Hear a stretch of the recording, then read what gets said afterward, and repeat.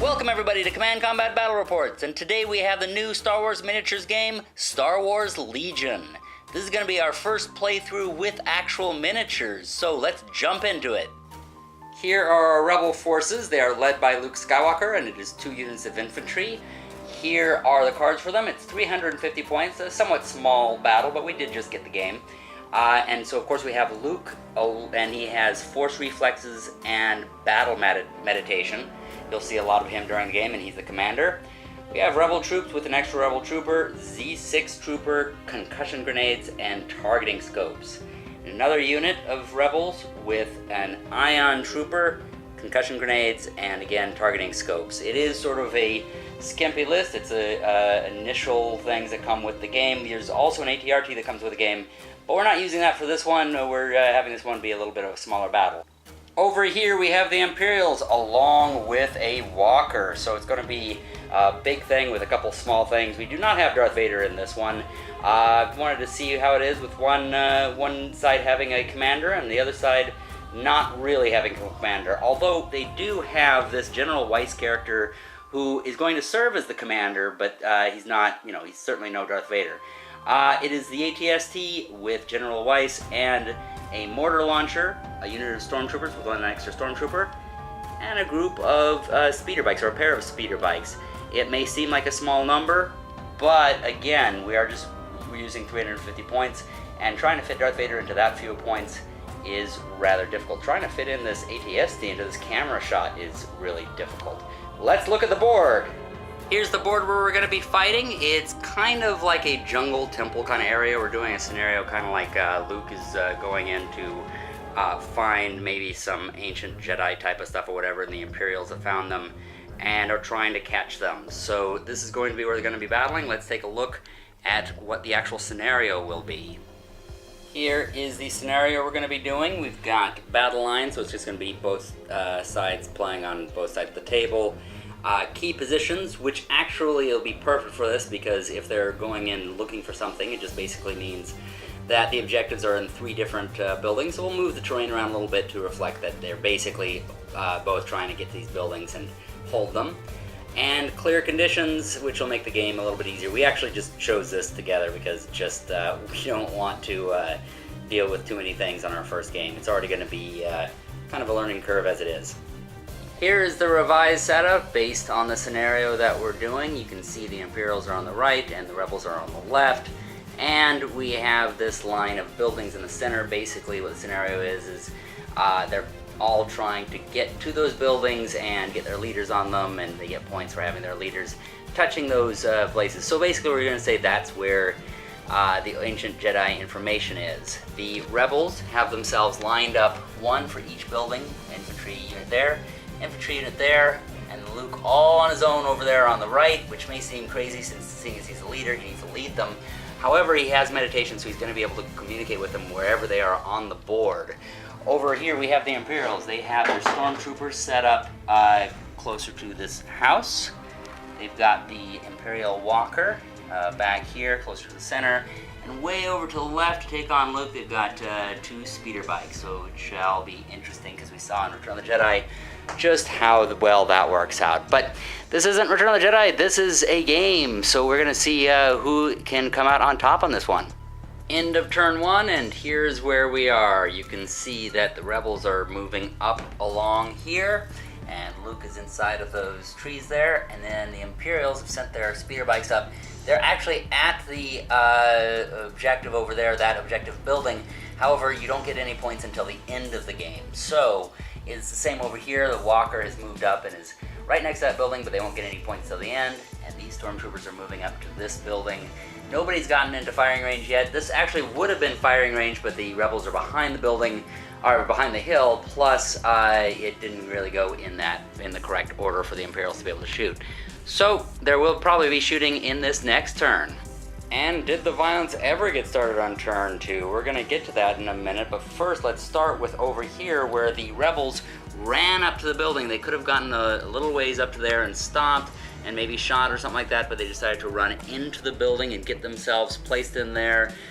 so they weren't out in the open, and the stormtroopers had the choice of staying out, moving once and then shooting into the building, or assaulting it, so they ran into melee.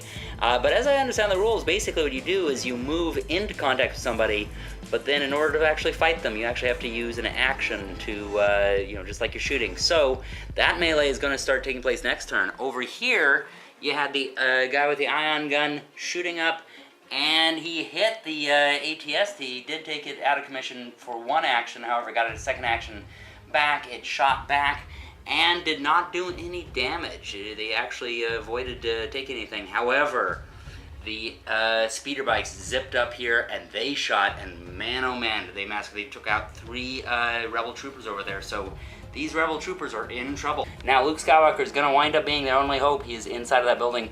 He could get a score at the end, but he may be needed out here to fight some of these guys if he can catch up with those speeder bikes. We shall see. Something we realized after the turn was done, we had forgotten to do suppression. Now, it had only been this one unit, but yeah, they got pretty spanked by this. They got 1 suppression from getting hit by the speeder bikes, even though it killed 3 guys, it was just 1. However, they got 2 from being shot at by the ATST. Mainly this particular weapon. This automatically causes a suppression, plus it hit, even though it didn't, that hit didn't stick. Even though they had managed to roll to defend against it, it still causes a suppression. So they have 3 suppressions, so they are going to be panicked next turn unless something can be done about it. Turn 3, and the rebels are holding the line. Let's start down here at the bottom again.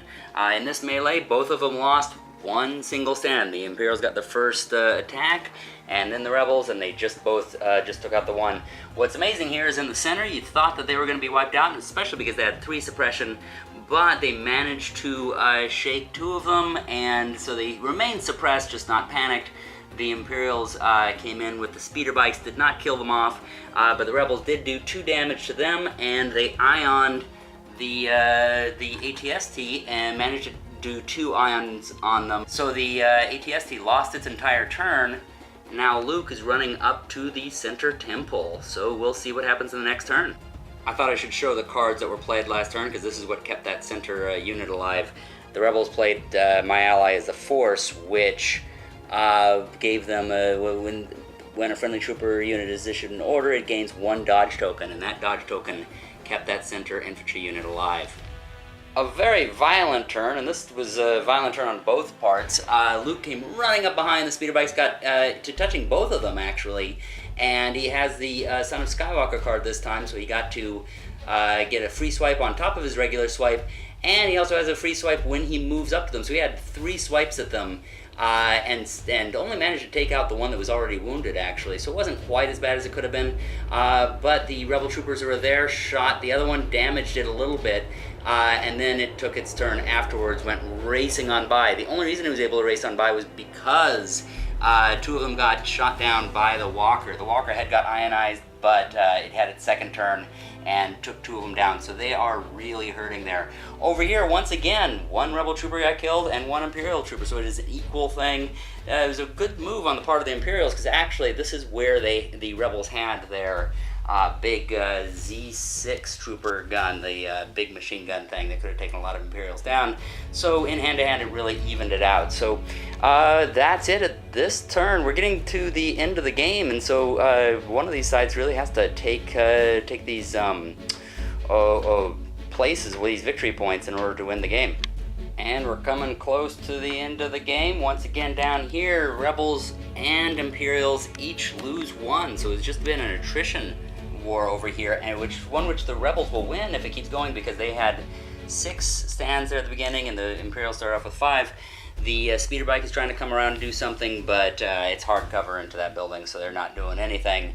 The Walker shot down at Luke, who was over there, and Luke deflected it, sent the shot right back to him and did 1 damage. Then he ran up to him and is slicing away at his legs and has done 2 more damage to him.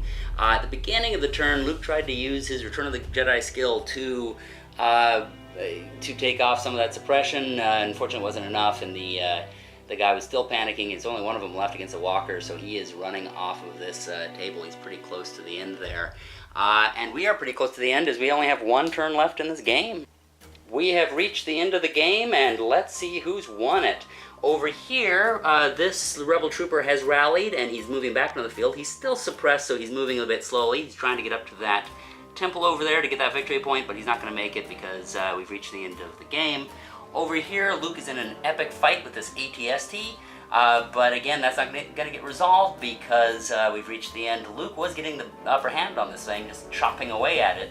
The ATST had to back away from the combat, but it used its second action to move up to get that point, and Luke ran up, continuing to touch the objective, but running up to hit the ATST. He's chopping away at it, but he's not going to be able to finish it off in this particular game. So nobody has that objective either because it's tied. Over here, once again, the Rebel troopers and the Imperial stormtroopers are tit for tat because each one has taken one more casualty. The Imperials are down just to their commanders. They're down to one single trooper there, and the Rebels have two there, but that doesn't count. It all comes down to how many commanders they have there. So they've each got one commander there. But wait, the speeder bike has run up here and at the last second touched the objective, and so they have two commanders on that. So they take that victory point. Nobody has that one because it's equal, and nobody has that one. So it comes down to an Imperial victory. It was quite close. In fact, if Luke had run after the objective on the left, it would have come out to, well, no, still an Imperial victory because they would have had two. So this was a good battle. In fact, this is a really good game. Really enjoyed it. I hope you are all enjoying it. We're going to see more of Star Wars Legions as time goes on. But in the meantime, hope you all enjoy it, and happy gaming, everybody.